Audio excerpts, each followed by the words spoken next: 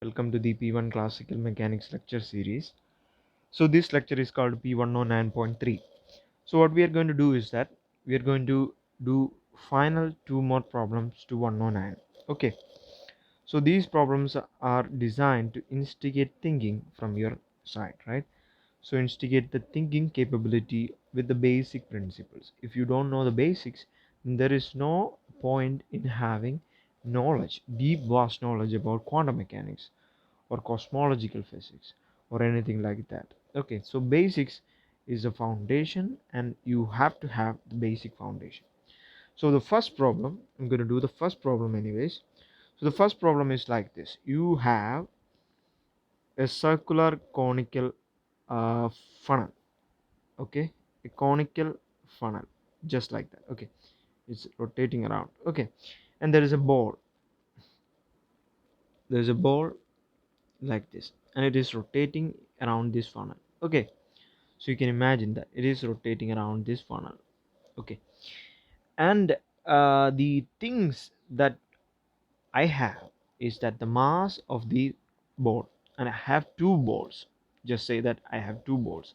So mass of the first ball is 10 kilograms and mass of the second ball is 5 kilograms. Okay, two balls, and the velocity of these balls, okay, each balls is 10 meter per second. Okay, 10 meter per second. All right, and the slant angle of this cone, okay, the angle of this cone is some theta degrees, and theta must be equal to 45 degrees. These are the things here. Now I need to find out for these 2 kilowatts of balls, right? Two balls are there. The first one is 10 kilogram and the second one has 5 kilogram. And would there be any difference in the radius, okay, in the radius of rotation for these two balls? Okay, the radius of rotation for these different masses, that's the question. So you can do this, you can pause this video and do the problem yourself, or if you don't know how to do it, then let's do it together. Okay, so the first thing I can do is that I can take the situation here. Okay, situation here, and then I can draw the force, right? Force diagram. The first force is the gravitational force, which is mg, for general mass mg, and the second force here is the contact force, normal force. Okay, and we have know the angle theta. Okay, so that's very clear. Now what I can do is that, as always, you can resolve the components of normal force, right? Normal force components can be resolved into x and y axis, right? So there is ny and nx. Now the problem is I don't know the angle, so I cannot resolve without the angle. I cannot resolve using trigonometry without any angle. So let's have a look at the situation just like this. So this is the theta here. Okay, there is no doubt about that, and let's call this angle alpha. Okay, the normal force just looks like that. Okay, so let's call this side some x. Okay, angle x. So if that's the case, this is the normal here and this is the cone. Okay, the rest is the cone. Now what I can say is that this is 90 degrees. That means the total angle will be alpha plus beta, alpha plus theta plus 90 degrees must be equal to 180, or this must be equal to 90 degrees. Also that means the normal is actually the normal. If you look at this normal, it is actually perpendicular, right? So perpendicular to the surface. That means x plus alpha must be equal to 90 degrees. So from that you can, theta, right? Theta is 45 degrees.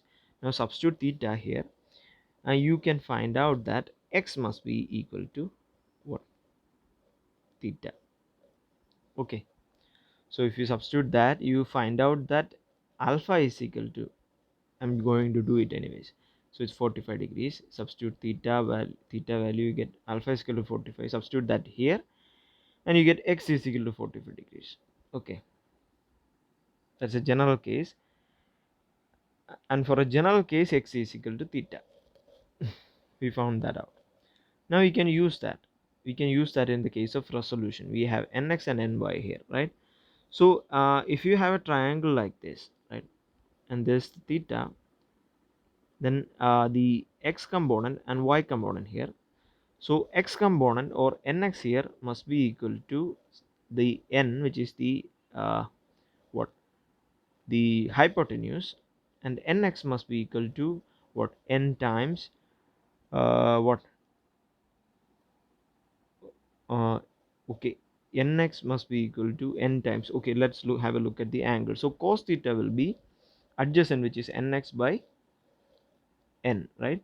So nx by n will be the cos theta. Similarly, sin theta will be opposite, which is ny by n. Okay, so now you can say that nx is equal to n cos theta and ny is equal to n sin theta. We got that. So we have resolved them into two components. Now if you look back into this problem, you see that there is the ball is rotating around in a circular motion, right, in a circular motion, just like that. So the centripetal acceleration here, which is m omega r, right? So m omega r is there, m omega square r is there. Now if you substitute that omega is equal to 2 pi by t, and earlier in the earlier problem, so it is almost equal. In the last problem we have did this, right? This is equal to mv square by r. The last problem, go back to the last problem if you want to know how this came out. So mv square r must be equal to the centripetal force, right? This is the centripetal force, the force that is acting in the radial direction. So that must be equal to, that is the centripetal force in the inverse direction, and the other force is normal nx, right? So nx must be equal to, this must be equal to what, nx. They are both in the inverse direction. So this is equal to, nx is equal to n cos theta. So n cos theta must be equal to mv square by r. Simple. Similarly, n sin theta, which is in the y axis, right? The y axis, n sin theta. So n sin theta must be equal to the gravitational force here, right? The gravitational force which is acting downwards, mg. So with a minus sign. So n sin theta must be equal to mg, the minus sign. Now you can divide these both equations and you get n by n cancels, so you get I'm going to do sine by cos, so that is tan theta must be equal to, right, m and m will cancel, so you get g r, right, gr by v square, the rest will cancel, so you get that. So that's tan theta. So you can write down that r must be equal to, there's a minus sign but it shows the direction, so I am not taking care of that because I want the magnitude, the angle here. So you get r must be equal to what, v square by g tan theta. Simple as that. So we found out r.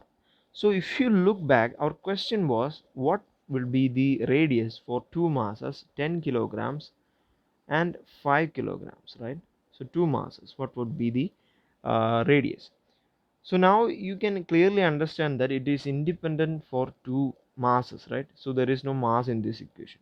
So basically we have v, so v is equal to 10 meter per second, so that is 10 square, that is 100, and I'm going to take g as 10, okay, approximating 10. Tan 45 is 1, so you get 10 meter per second, sorry, 10 meters, so that's the radius. Okay, so that's the radius, very simple. So 10 meters was the radius. Even though the masses are different, they will always be 10 meters. So that's a very non-intuitive, you cannot imagine this just out of your hand. Okay, you would think that mass would make an effort and make an attempt to change this. So that's first problem. And now I'm going to give you another problem. Okay, So let's do another problem. This problem is like this. So you have a turntable, okay, with a center of axis. So this is going to rotate, right, in this direction with some omega, okay, some angular velocity omega, and there is a coin in here or a box in here. There, okay, and the surface has some friction mu, friction coefficient of friction mu, and it has some mass m, okay, and it is some distance r from the center. All right. Now I need to find out is what is the minimum uh, angular velocity omega, so that this thing doesn't fall off, right? How fast can you go around? Okay, that what is the maximum angular velocity? How fast can you go before this box is going to slip off? Okay, if you can do that, pause this video right now and you do that problem, or just continue with the video. So now I'm going to do this. I'm going to take the box anyways, and then define the contact forces here. So the first contact force is the gravitational force here. It is first force here is gravitational force, which is mg, and then there is a normal force n. There's a frictional force, right, acting on the surface. It is in the opposite direction of motion, so let's call that f friction, static friction. And then there is the inverse force, acceleration force, because of the rotation. So that is mr omega square, right? Mr omega square, simple as that. So now what I can do is that I can just say that now what I'm going to do, I'm going to write down the solve the force equations. So first one is n must be equal to, in the y-axis, must be equal to minus mg, which is the opposite direction, and the x-axis you have minus fs or fs plus fs frictional force. In the same direction there is gravity centripetal acceleration force, so that is mr omega square. Okay, simple. Now what I can do is that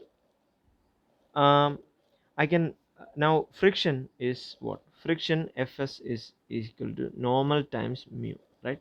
So normal is equal to minus mg. So normal is equal to minus mg, as you can clearly see. Okay.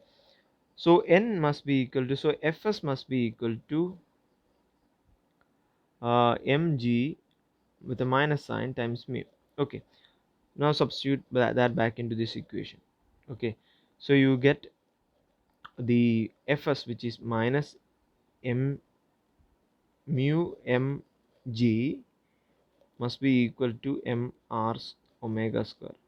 M and m will cancel, so you get omega must be equal to square. I'm taking the magnitude here. Okay, direction is gone. We need to know what the direction is. Okay, so it is anti-clockwise, which is given anyways. So omega must be equal to mu times g by r. Okay, simplifying that, m and m will cancel.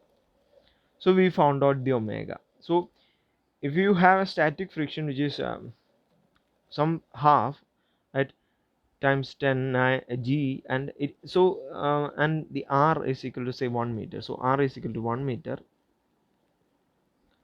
and you have static friction mu of 0.5 and g of approximately equal to 10 meter per second square. You substitute that back into this equation, right? So I'm not going to do that anyways. If you do that, you get a number.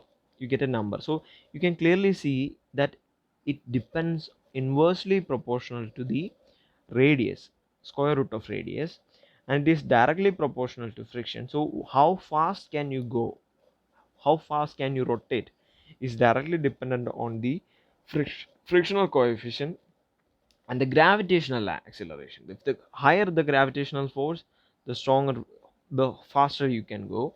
And if the radius is larger, it is actually very hard to keep it in place. So that's very non-intuitive, and I think this benefits you.